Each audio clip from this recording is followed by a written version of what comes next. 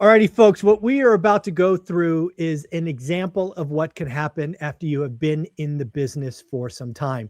Some of the numbers you are going to hear are astronomical. All of them are impressive.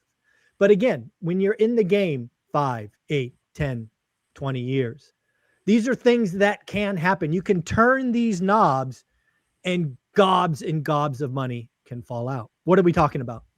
Well, Cody Davis has done a few things over the last 90 days where his net after expenses, after reserves, after all of these things has increased a gargantuan amount. Now you have to stick to the end of the video because we will do the math, but we're also going to go through 4 things, and we're actually going to go in an order that I choose. So we're going to go through 4 things that increased Cody and Ashley's bottom line. Cody, you ready for this? I'm ready. Well, let's remind people again, set the stage. Remind people how long you've been doing this. This is not your first rodeo. I just don't want people to think they can be in this business for 90 days and this kind of stuff happens. Yeah, you're not going to do this in 90 days. However, 90 days can change your business. I've been in it for about 7 years, going into year 8 here shortly. And I've been doing a lot of transitioning, refinancing high interest rate debt because I got started when I was really building my business, rates were up. Yeah. I didn't get to take advantage of any interest rates below 6%. I got my first sub 6% commercial loan this last month. So yeah. Very cool. Well, we're going to go through the 4 things that hit the bottom line. And the first one we're going to do is you shared with this channel, I think it was April, but you can correct me if I'm wrong. You decided to do self-management. Your portfolio had a bunch of vacancies, expenses were out of control. And you finally got to a point where you said, you know what, enough's enough. We're going to take over that. So how much has that decision just added to the bottom line? Let's start there. Well, the saving on management fees right now is about $7,000 a month, which that's a lot of money. I mean, that's a lot of money for anybody. And you live on what a month? Yeah. I mean, we're sub 4, right? So yeah, we don't. So that's a lot of money. You live on sub 4 and you just picked up $7,000. That's a lot of money. Yeah, it is. And we don't have rent. And so, our cost of living would have been closer to 2, but you said enjoy it a little. So we're enjoying a little. I think we're in the 3s now. Good. Yeah. Well, you're up 50%. Yeah. I'm proud of you. And you know what? I give you blessing to go to 4. You're good. You'll be okay at 4. Splurging. You're splurging. There you go. Well, again, the first thing that fell to the bottom line is taking over expenses, but some people may not be able to do that. Like me, it just wasn't an option. So let's get to number 2. Again, because you took over self-management, you had a unique focus on filling vacancies, and you filled out 2 buildings that were roughly 25% vacant. So give us the numbers on each, because again, that number rolls to the bottom line. Yeah. Well, when your occupancy is down, it's really hard to think rationally about stuff. And so like looking at expenses, like, can I sacrifice something from that unit? I call it cannibalism, right? You cannibalize that unit to save that unit. And so the numbers all look weird, but since taking over, I've got the rent roll up $9,000 and change. And so you figure the actual net cash flow, I've been paying myself $6,000 a month, but you could say maybe the net increase is like 5 or 6, net of budgeting for everything that I should have been budgeting for back then. Sure. And so right there, that's another $60,000 a year plus. Yeah. And on my other 27 unit that we own, and granted, we own these assets, no partners, so we really feel it. That's another 36, 40 grand a year of just newfound cash flow. And that right there, like we could live on that, but you start stacking these and you can actually breathe again. And so it's a little bit less chaotic. Yeah. We're only through 2 of the 4 levers that he has pulled to increase cash flow gargantuanly. Again, the first one, taking over management, $7,000. Again, that's a bunch of work. Let's be clear. He's doing more work than he used to, but $7,000 can make you do lots of things. Then he took the time to fill up 2 units. One building produced an extra 5 and the other an extra 3. So we are already at $15,000. You kind of mentioned this in the intro, but given where rates went down to a few weeks ago, congratulations on being active, because you would not get these rates today. You refied a $2.5 million loan and a $1 million loan, which also will spit out extra cash flow. What's that all about? Well, the $2.5 million loan, I went from 6.8 down to 5.8. So that's 25 grand a year and just interest savings, like straight to the bottom line, which straight to the bottom line. Yep. Yeah, it's beautiful. And then the $1 million loan went from 7.25 down to 5.95. And by the way, you can get those rates today. I'm doing one of those loans right now, and I'm actually doing it on my triplex, and it's at 5.8. Okay, so good to know. Yeah, you can do it. Awesome. And there are lenders out there that have more liquidity than others, and so they don't need as big of a margin. I like it. I love that. Keep shopping around, folks. And if you need that lender, I'm sure Cody will share it in the notes below. Okay, so we took over management. We filled some units. We refied some debt, but probably the most consequential, in fact, I know it is the most because I have the numbers in front of me, consequential thing is you have been on a buying binge. You picked up a 42 unit for you and Ashley, and then you have a partner in a 41 unit. So the portfolio has also gotten bigger. What the hell are you doing buying stuff in this crazy environment, Cody? That's ridiculous.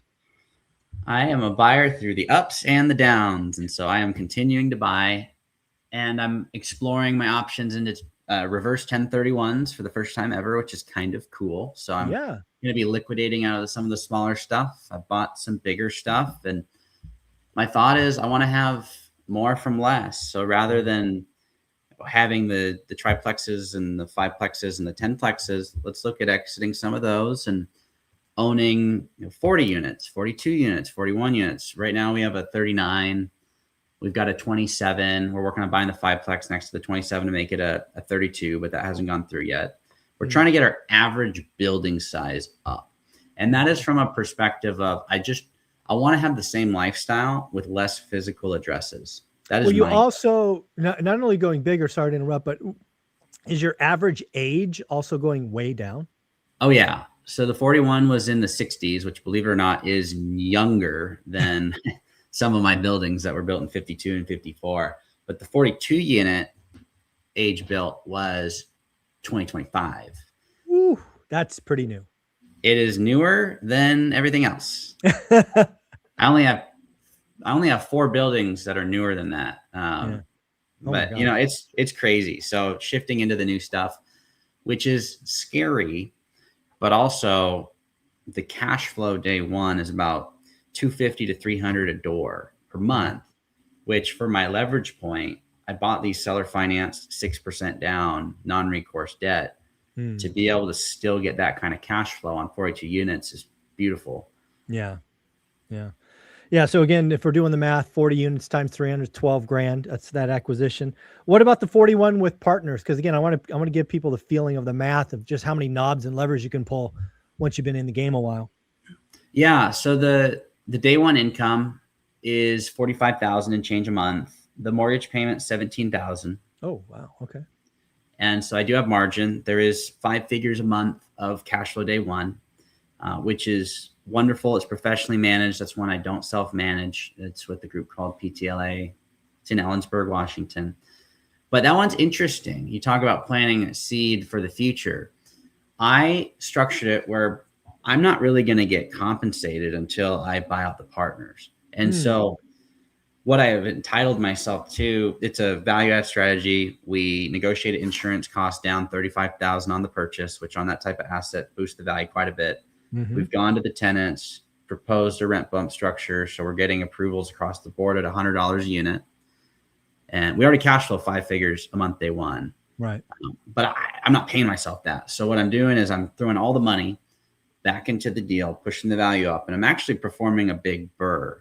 So I bought it with a group called Global Federal Credit Union. They're out of Alaska. And I'm going to be repositioning that. That'll be my first HUD loan, which is a non-recourse commercial loan. So now that I'm getting that new increased NOI through these rent bumps, I'm adding washer, dryer, and unit out of some of the cash reserves in the deal. I'll be buying out the partners. It's simple, but it's complicated. So, but that will be a BRRRR deal where I'm just going to own it, and I'll be paying myself $3,000 a month with my buddy that we're in it with. So nice. Yeah. So we're going to add the math up here just to show folks what is possible, again, with a little focus. And let's not forget, he and Ashley now live on $4,000 a month. You just got to raise from $3,500 to $4,000. I got your permission. Yeah, I got permission there. So we got 15 grand in new acquisitions, 12 grand for the 42, 3 grand for the 41. Did a couple of significant refinances, saved two grand on one on the other, strictly to the bottom line. Filled out his units because now he's self-managing. No one cares like the owner, an extra 5 and an extra 3. And he took over management for 7 grand a month net. And again, folks, I rounded down on all of these numbers, not up, down. And he just added an extra 15, 18, 21, 26, $33,000 to the bottom line. Folks, that's almost 400 grand a year. That's impressive. I think we can all agree that's impressive. Cody, nice job. Thank you. Yeah, and now it's really going to be important that I simplify the smaller stuff and trim the fat. What was once a trophy for me, it still is, but I do need to, I don't want to build a crazy big business with a bajillion properties. So for people that are like right sizing what happened, now I'm right sizing from a bunch of little ones to a few bigger ones. And I'm sure someday I'll do it again and, go from 40 to 80, but maybe I reduce the property count again. So further simplifying the universe. Yeah. What I see you have done, and again, thank you for being on this channel all this time, is you were, when we first started talking, you were in a very, I'll call it fragile state, right? You had impressive numbers, but it was built on a very shaky foundation where a stiff wind could have caused a cascading catastrophe. You got out of that. You no longer have the threat, right? You're built on a very strong foundation now. In fact, several things, horrific things would have to go for you even to feel it at this point, so in my mind, you've already accomplished your initial goal. Then when we got together earlier this year and you were talking about firing your property manager, all I could hear in my head is, yep, that's the year of the operator. He's taking the bull by the horn. And now what you're able to do is you're able to marry your operational expertise with, you've always had this creative expertise. And that just makes you a freaking, Navy SEAL, ninja assassin. It's going to be fun to watch you dance between raindrops and just keep winning. So congratulations. Well, thank you. And I want to share with folks the importance of doing this. When I met you, on paper, I was worth about $4 million. And I was like 22 or 23. I was somewhere in there. So it felt amazing. Yeah, as it should. To get out of that universe, I went below 2 because there's so many realized costs. That's what everybody talks about. It's like, if you sold it, you wouldn't have that. It turns out I sold it and I didn't have that. So I went back down to like 1.8 million. And around that time, still fantastic. That was, my wife and I just talked about this. That was when we got married. We checked, we got married. We looked at our finances. We were about 1.8. Okay. We have surpassed the on paper math of before in our first year of marriage because we operated it efficiently and took the creative outlook on it. We did it the right way this time rather than making it all chaos. Yeah. And again, that's self-reflection is actually typically something that happens at a much older or mature age. So congratulations for you and your lovely wife, Ashley. But I don't want people to miss that $4 million that you on paper were worth at 2022.